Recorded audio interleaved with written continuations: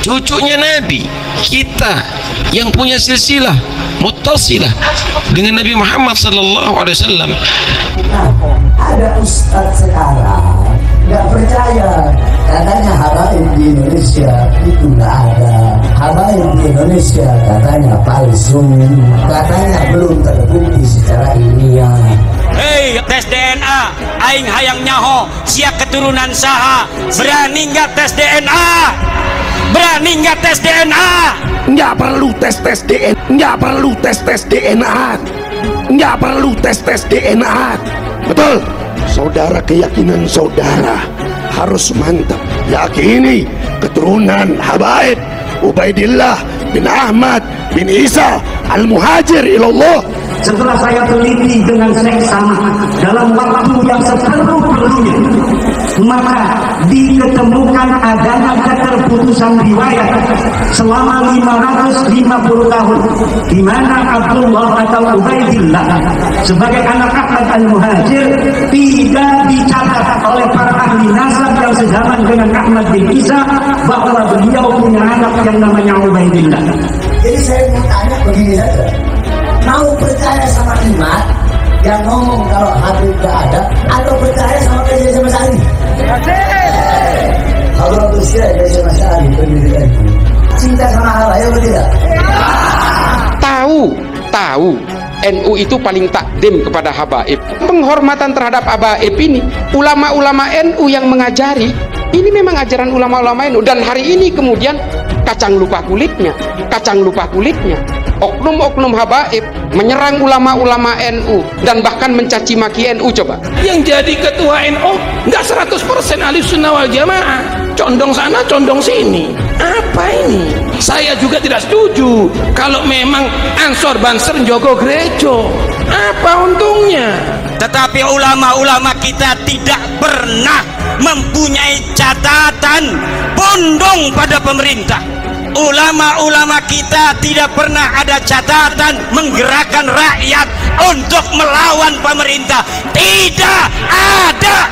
Nah, kesempatan ini yang diincar oleh kelompok-kelompok yang ingin menghancurkan NU ini. Dibuatlah sosok-sosok tandingan seorang sosok habaib, oknum habaib yang kerjaannya itu mencaci maki NU. Oknum-oknum habaib kemudian membuta-butakan Gus Dur. Gus Dur itu buta mata juga buta hati. Gus Dur itu buta mata juga buta hati. Gus Dur kan tidak melihat. Dari mana dia bisa berkeyakinan? Kalau orang nggak ngelihat berkeyakinan. Ya. Gus Dur itu buta matanya, buta hatinya. Ya. Sayyidi Syekh Abdurrahman Wahid Gus Dur, Allah takdirkan memimpin negara kesatuan Republik Indonesia. Saya sampaikan bahwa saat Gus Dur menjadi Presiden RI, itu di salah satu stasiun televisi, Gus Dur menyatakan bahwa FPI harus bubar. Abuya Muhtadi berfatwa bahwa gerakan-gerakan radikal semacam FPI harus dihilangkan dari Indonesia, harus dibubarkan dari Indonesia. Tapi alhamdulillah dengan pertolongan Allah, 4 bulan kemudian bukan FPI yang bubar, tapi Gus Dur yang bubar. Kelompok FPI juga ingin menegakkan khilafah yang mengatasnamakan Habib-Habib dan sebagainya. Dan ini kemudian memecah belah. Para habaib ini datang ke Indonesia dengan menggunakan basis asal, basis dasarnya tasawuf, kerendah hatian. Tapi hari ini gara-gara politik, para habaib juga berpolitik dan saling mencaci maki satu sama lain. Politik semua Pak yang merusak. NU bersama warga bangsa lainnya berjuang bagaimana gerakan-gerakan radikal ini bisa diberantas dari Indonesia. Nah makanya kita lawan ini. Kita harus melawan Pak terhadap gerakan-gerakan politisasi agama. Dan hanya di Indonesia Pak orang itu menghormati habaib sejadi-jadinya. Di Malaysia itu nggak gitu-gitu amat. Di Singapura juga nggak gitu-gitu amat. Biasa aja. Apalagi di Arab. Antara Habib dan non Habib itu nggak ada bedanya. Iya, bisa jadi kiainya non Habib, bisa jadi yang jualan rujak itu Habib. Di Arab loh ini. Mulai kapan ngaku ahli sunnah wal jamaah ngajarkan benci sama habaib? Mulai kapan? Ahli sunnah capuk. Mulai kapan? Sekarang ini doktrinnya beda. Kalau engkau mencintai cucunya Rasul, walaupun ibumu sakit, maka engkau harus hadir apabila ada panggilan juang. Kalau ada panggilan jihad. Jihad apa? Negeri kita ini sedang tenang, saudara. Negeri kita ini aman, tentram. Cuma Anda memang diperintahkan cinta kepada kami. Cintai habaib sebagai bentuk cinta kepada Nabi. Mulai kapan? Bukan kami untuk melecehkan dan menghinakan muhibbin, tidak. Tapi kita wajib untuk menghargai muhibbin. Wajib untuk menghargai muhibbin. Dipanggilnya pengikut itu muhibbin, tidak seperti Rasulullah memanggil pengikutnya dengan sebutan ashab. Imam Syafi'i memanggil murid-muridnya ashab. Para kiai memanggil pengikutnya santri. Tidak ada yang memanggil muhibbin. Para pecinta itu tidak ada, saudara. Muhibbin itu buta. Ini adalah penjajahan pikiran, penjajahan rohani. Kami datang ke Indonesia bukan untuk menjajah kepada Anda, tapi kami, datuk-datuk kami semuanya datang kepada Anda untuk mencetak ulama, kiai-kiai ada di Indonesia ini. Datuk kami adalah bukan makan harta Anda. Lihat bagaimana sekarang semuanya. Anda muhibbin. Anda datang ke sini bawa apa? Paling gula 1 kilo. Anda datang ke sini bawa apa? Paling gula 1 kilo. Anda bawa apa di sini? Tapi itu semuanya kenapa? Karena kami dididik untuk menghargai muhibbin. Indonesia harus bersatu. Kalau masih ada satu suku bangsa merasa lebih tinggi derajatnya dari bangsa lainnya di Indonesia, buat apa kita bersatu kalau mereka orang-orang yang bukan pribumi Indonesia menganggap kita pribumi Indonesia adalah sebagai budak-budak mereka. Karena itu udahlah, kalau Anda ingin selamat memilih satu akidah usul, ikuti akidah Yaman. Anda lihat bagaimana mereka menebar Islam. Catat, Islam datang dibawa oleh Wali Songo. Islam datang dibawa oleh Wali Songo.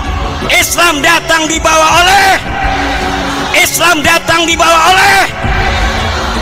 Islam datang catat, dibawa oleh Wali Songo. Alhamdulillah kita di Indonesia dibina oleh orang-orang Yaman. Nah sekarang kenapa mesti percaya? Senok ukuran kafir, jangankan kafir, fasik aja kalau bawa berita kita mesti hati-hati. Apalagi senok kafir bawa berita ngejelekin Habib Utsman, jangan percaya. Nah jadi praktek Belanda memfitnah begitu jangan kaget. Nah justru inilah hari ini belakangan ini yang dipakai oleh kelompok tertentu untuk memecah belah NU dengan menggunakan figur-figur habaib. Dan oknum-oknum Habib ini justru mencaci maki ulama-ulama NU. Ini kan kacang lupa kulitnya, Pak.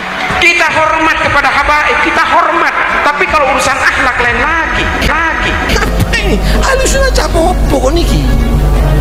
Benci sama habaib.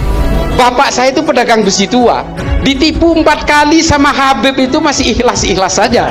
Ada salah satu orang temannya bapak juga, temannya abah saya itu Habib, saya juga manggilnya Habib. Tiap ke rumah cium tangan, tapi setiap habis dicium tangan itu nipu bapak saya, selalu begitu. Dan kita ikhlas, karena apa? Atas nama agama. Kalau dengan menggunakan agama itu kan biayanya murah, Pak, nggak mahal. Cukup kasih dogma aja, kasih ayat, wah kita udah manggut-manggut. Habaib ini kalau dicaci biasa, bahkan dibunuh biasa. Sayyidina Hasan datuk kami diracun, saudara. Sayyidina Ali dibunuh. Nah ini kenapa? Karena politik. Persoalan politik, Pak, mengatasnamakan agama. Semua kejahatan akan terlihat terhormat. Akan 4 dari khalifah paling utama itu juga mati terbunuh. Bani Umayyah, 6 dari khalifahnya mati diracun. Cucu Nabi mati diracun, Sayyidina Hasan. Sayyidina Husain dibantai di padang Karbala, dipenggal lehernya, ditusuk ke ujung pedang kepalanya, lalu diarak di jalanan di Damaskus dan kemudian ditepuk tangannya. Kemudian setelah itu ditaruh kepalanya di baskom, dipersembahkan kepada Yazid bin Muawiyah, rajanya. Sesama Islam, Pak. Padahal ini cucu Nabi. Kalau bulan purnama oleh Nabi Muhammad, 2 cucunya ini ditaruh di paha kanan dan di paha kirinya, lalu ditimang-timang. Begitu sayangnya Nabi Muhammad kepada 2 cucunya. Tapi karena persoalan politik, kedua-duanya dibantai.